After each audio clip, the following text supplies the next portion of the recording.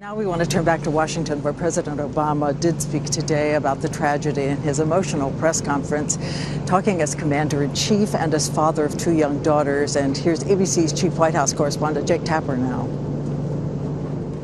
As flags were lowered to half staff at the White House this afternoon, our hearts are broken today.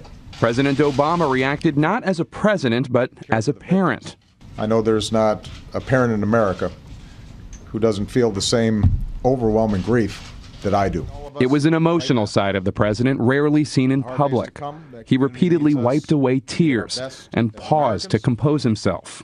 The majority of those who died today were children.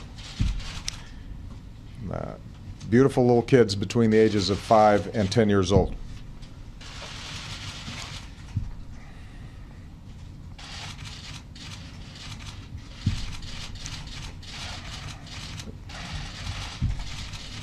They had their entire lives ahead of them.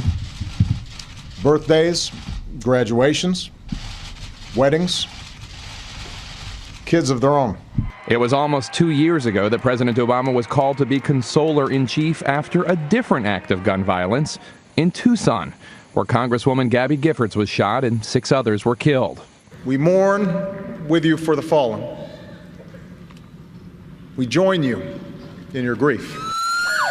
Today, the president recited a grim list of other places now known for horrific gun violence on his watch.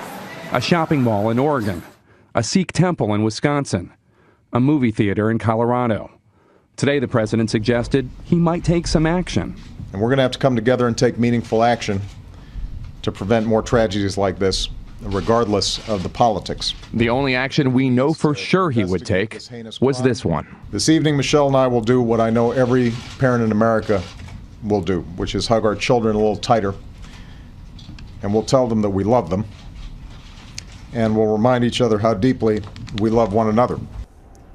And earlier tonight, Diane, the president was scheduled to spend time with the First Lady and first daughters, where presumably that hug took place. On Capitol Hill, House Speaker John Boehner announced that he would forego the traditional weekly Republican address so that the president could speak for the entire nation at this time of mourning.